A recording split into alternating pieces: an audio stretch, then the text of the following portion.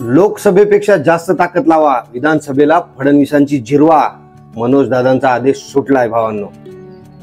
जय शिवराय, मी त्रिशूल माणिकराव पाटील, स्वागत आहे आपल्या YouTube चॅनलवर। लोकसभेपेक्षा जास्त ताकद लावा, विधानसभेला फडणवीसांची जिरवा, असा मनोज दादांचा आदेश सुटलाय।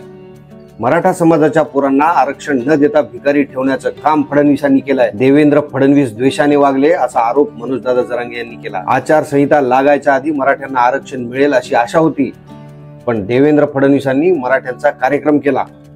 आता कुणाच्या जागा वाढवायच्या आणि कुणाच्या कमी करायच्या हे आम्ही ठरवू, असा इशारा सुद्धा मनोज दादांनी दिला। काल विधानसभेच्या निवडणुकीची तारीख जाहीर झाल्यानंतर मनोज दादा जरांगे यांनी हे आवाहन केलं आहे। मनोज दादा म्हणाले की मराठ्यांना बेदखल करण्याचं काम फडणवीसांनी केलं। कष्टकरी, कामगार, शेतकरी यांना जी अपेक्षा होती ती आशा या सरकारनं संपवली। मराठ्यांचं आयुष्य बेचिराग करण्याचं काम या फडणवीसांनी केलंय। फडणवीसांनी सत्तेचा वापर मराठ्यांच्या विरोधात केला। मराठ्यांना आरक्षण मिळू द्यायचं नाही हेच फडणवीसांचा प्रयत्न आहे। मराठा समाजाला आरक्षण मिळू द्यायचं नाही यासाठी या माणसानं सुरुवातीपासूनच खेळी खेळली। या मराठ्यांची पोरं आरक्षणापासून, शिक्षणापासून, नोकरीपासून वंचित राहिली पाहिजे अशा पद्धतीनं देवेंद्र फडणवीस मराठ्यांसोबत वागले। सामाजिक चळवळीत वैचारिक मतभेद असू शकतात, पण मराठा समाज एक ठेवायचा नाही। मराठा समाजाच्या पोरांना आरक्षण न देता भिकारी ठेवण्याचं काम या फडणवीसांनी केलंय। देवेंद्र फडणवीस मराठ्यांशी द्वेषाने वागले। मराठ्यांच्या शेपटावर त्यांनी पाय ठेवला। मराठ्यांना सोडून हे सत्तेत येणार नाहीत। 100% मतदान करा। मराठ्यांना फडणवीस यांची खुन्नस कळाली आहे। आम्ही मराठ्यांना बाजूला ठेवून सत्तेवर बसू असं देवेंद्र फडणवीस यांनी ठरवलंय। देवेंद्र फडणवीस आम्हाला आरक्षण देतील असा आम्ही विश्वास ठेवला होता। शेवटी त्यांनी बरबटलेले विचार त्यांनी बाहेर आणलेच। मराठ्याला बाजूला ठेवण्यासाठी फडणवीसांनी अनेक डाव रचले। त्यांच्या 17 पिढ्या आल्या तरी मराठ्यांना बाजूला ठेवून ते सत्तेवर कधीच येऊ शकत नाहीत। इथं सर्व जातींचा प्रश्न आहे। हात जोडून सर्व समाजाला विनंती करतो की आपल्या समाजाला बळ द्यायचं काम करा। यावेळी मराठ्यांचं 100% मतदान झालंच पाहिजे। मराठ्यांचं एकही मतदान घरी राहता कामा नये। आपल्या प्रतिष्ठेची वेळ आलेली आहे। सरकारने जाणून बुजून आपल्याला बेदखल करत आपला अपमान केला आहे, असा आरोप सुद्धा मनोज दादा यांनी केला। ते म्हणाले की आपण आता पक्क ठरवायचं की त्यांची जिरवायचीच, अशी लाट पुन्हा येणार नाही। यावेळेस ताकद दाखवावी लागेल। देवेंद्र फडणवीस यांनी मराठ्यांचा कार्यक्रम लावलाय। ज्या मराठ्यांनी 106 आमदार दिले त्याच मराठ्यांवर तो उलटला। यावेळी मत विकू देऊ नका, ती योग्य ठिकाणी वापरा, असं दादा बोलले। माझं तर ना विचार करून कालपासून डोकंच चालना गेलंय। एखाद्या एवढ्या मोठ्या समाजाची अशा प्रकारे थट्टा केली या राज्यकर्त्यांनी, ते शिंदे, फडणवीस आणि पवार। पाडायचं, गाडायचं, उलटा पालट करायची पुढे पाऊच।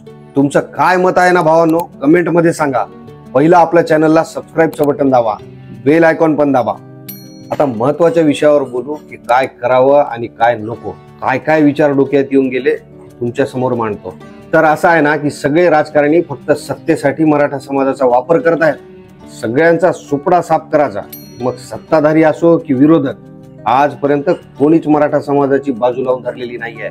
मराठा शेतकरी आत्महत्या, बेरोजगार आत्महत्या, शैक्षणिक आत्महत्या, सगळ्याचा विचार आज समाजाने केलाच पाहिजे। कधी वाटतं की बरं जाऊ दे, इथून मागे काय झालं ते सोडून देऊ, भविष्यात आरक्षण मिळो न मिळो, पण भाजपच्या जातीवादी राजकारणाला आणि भाजपला महाराष्ट्रातून कायमचं संपू, ही या काळ्या दगडावरची पांढरी रेघ आहे।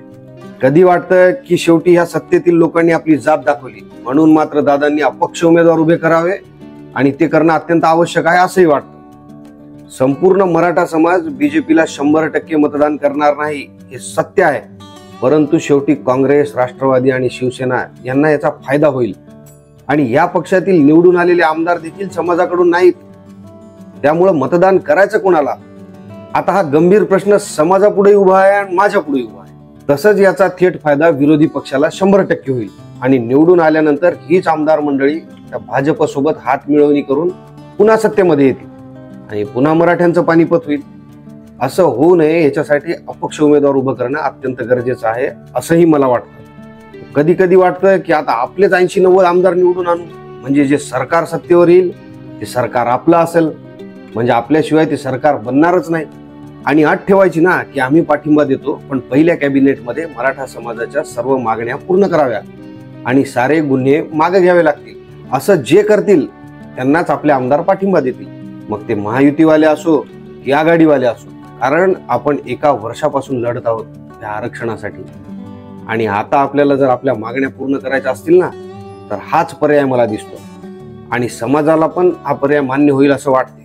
तुम्हाला काय वाटते बोलत चला प्लीज. कधी वाटतं की ज्या ठिकाणी भाजप उभी आहे त्या ठिकाणी फक्त पाडापाडी करायची, आणि ज्या ठिकाणी भाजपच्या व्यतिरिक्त इतर पक्षाचे उमेदवार उभे आहेत त्या ठिकाणी आपले उमेदवार उभे करून द्यावे, ज्यामुळे भाजपचा तर पांडाळ होईलच, परंतु मराठा उभा राहिल्यामुळे मतदान कोणत्या प्रकारे होईल याची पण कल्पना सगळ्या महाराष्ट्राला येईल. आपले उमेदवारही उभे राहतील आणि पाडापाडी होईल, आहे की नाही? किंवा ज्या ठिकाणी आपले उमेदवार नाही आहे त्या जागेवर नोटाला मतदान करणे हाही पर्याय आपल्याकडे आहे. जाऊ द्या, असे विचार करून करून पार माझी रात्र गेली आणि तुमची पण तीच अवस्था असेल. तरीही अजूनही प्रश्नचिन्ह कायम. एकीकडे आंतरवलीत मराठा आरक्षणाच्या वेळी केलेला लाठीचार्ज, सांडलेलं रक्त, वेळोवेळी केलेली फसवणूक, जरांगे पाटलांच्या डोळ्यातले अश्रू, समाजाच्या आंदोलनात दाखल केलेले गुन्हे, आपलेच माणसं आपल्यावर चढवल्याचं पाप, हे आता समाज विसरणार नाही. मराठा समाजासह इतर सगळेच समाज बांधव मराठा बांधवांच्या सोबत असल्यामुळं सुपडा साफ होणार होणार आणि होणार. काहीही झालं तरी एक गोष्ट लक्षात ठेवा, भाजपचा कोणी का उमेदवार असे ना, पाडायचा म्हणजे पाडायचा. दादांना इतक्या जवळून अनुभवलं ना की शंकेचं कामच नाही. दादा जो पण निर्णय घेतील ना तोच आपल्यासाठी अंतिम असणार आहे. आता ह्या विषयात डोकं घालणं मी बंद करावं असं ठरवलं, पण म्हटलं चला तुमच्यासोबत एकदा बोलून घेऊ, म्हणून हे विषय तुमच्या पुढे मांडले. शेवटी मराठा समाज आणि पाटील मोठी मीटिंग घेऊन नेमकं काय करायचं हे ठरवतील, ते आपण बघूयाच. तुमची प्रतिक्रिया अनमोल आहे माझ्यासाठी. आपलं चॅनल सबस्क्राईब करा. चर्चा करत राहू, सोबत राहू, एक राहू. लवकरच भेटूया पुढच्या व्हिडिओत. जय शिवराय.